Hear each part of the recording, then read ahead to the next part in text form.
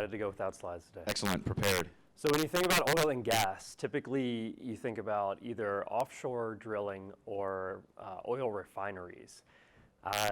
The two of those are immense, very expensive operations to run, to the point where if they go down for even 20 minutes, you're talking about $15,000. So if you can try to reduce the amount of time that these machines are down, the project that it took to actually implement this service pays for itself pretty fast. So I had the opportunity to talk to a guy who was one of 6 people in the world who know the drill bits on these machines so well that he's on call 24/7, and anytime something breaks, they take a picture of what's broken, send it directly to him, and then call him up, and he has to alternate between talking to the person looking at this picture and trying to describe what's going wrong.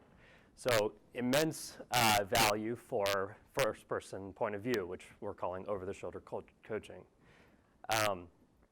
The problem with just implementing that is that out on offshore drilling rigs and in the middle of a oil refinery, you actually don't have any access to internet or intranet. You're talking about locations with chemicals flowing in every direction, a lot of moving parts, all of the magnetic fields are messed up.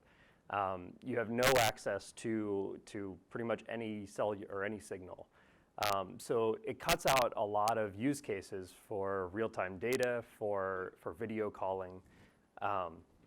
So we needed to find a place where we could have access to these things. So we started looking more at onshore drilling and sort of the other parts of the oil and gas ecosystem. So this brought us to the drill bit manufacturing program. And these guys had pretty much the same problems. They wanted to be able to inspect these drill bits, or as they were building things, have someone else verify their work as they were going along. So their problem was that they ended up just having this inherent distrust of these devices. They saw a forward-facing, or they saw a camera on it, and they said, if someone takes a picture of any one of these patented machines and it gets out, then we lose business or just bad things happen. So they were just extremely distrustful of the tech itself, even though they had a lot of really good use cases for pretty much everything that we've talked about today. Real-time data, instructions overlaid on top of things, and video calling. So we looked for a cleaner environment, and this brought us actually to chemistry. We had some chemists in a lab that it had Wi-Fi. They had real-time data from their experiments going on in a bunch of different hoods, and what they were doing was essentially cooking rocks and looking for any gas to come out of the rock as they raise the temperature. And based on where the level or what temperature the PSI spiked, they would know what type of oil was in this rock and a bunch of other qualities about this rock. So their data, their output from these experiments was all on one screen. It's all on an intranet, but it's all being piped to one screen that's about the equivalent of probably me to the speaker over there. And they would have their hood here, and they would have to walk back and forth to make adjustments on this hood and walk over and see what the output of their experiment was. So we're talking, maybe 5 seconds of travel time between here and there. But these experiments would run for 10 hours a day, 3 times a week. Sometimes they would have 2 people, and they could just shout the numbers across the room, but you're talking about twice the cost. And whenever it was only one person, they would just have to walk across the room. So they kind of solved this problem themselves with Apple products. They just brought in company unapproved devices, and sat one in front of the display and had a FaceTime on the other side of the room, and were going like this as they were turning their knobs. And we said, well, we can make this hands-free, we can make it safer, give you company-approved devices, worry about the security behind this, which there's a lot of worry about in large oil and gas corporations. And we gave them a Google Glass solution. We built it on the Apex Labs, their Skylight platform. So we had a business logic layer that tied into this database that was updating about every minute at the beginning when we first started. And then every minute we would push an update to these devices. We showed them this initial concept, the 1 minute solution, and they said, well, hold on, we need it to be faster, but it's kind of our fault because our database doesn't update that fast. So we were able to work with them to get their data to update in the database faster, and we updated for our business logic to make all this data appear faster. Eventually we got it down to this really usable system where it updates from that computer over there to my Google Glass over here.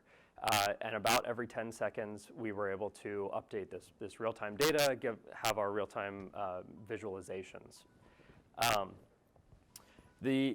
Some of the learnings that I would want to impart on you are that the ability to tie into this system required a lot of infrastructure pieces, or not a lot of, a couple of infrastructure pieces. So we had to have a VM provisioned, which is actually a lot longer of a process in a very large organization.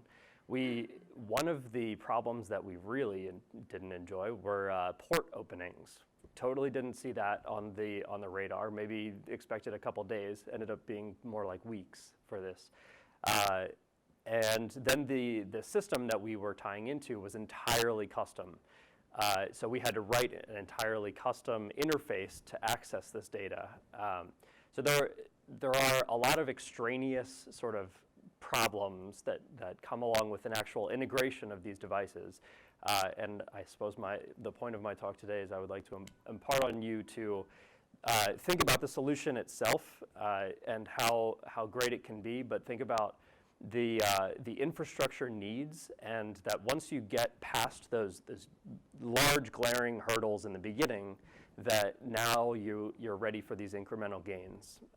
In my case, I'm ready to go to other users and find other scenarios, all because my infrastructure is set from these chemists that happened to enjoy our system. And that's all. Thank you. So as we get the next speaker set up, any questions for Daniel? No, and you answered my one about how do you guys get connectivity out on the rigs, because I have some friends that are out there and they usually...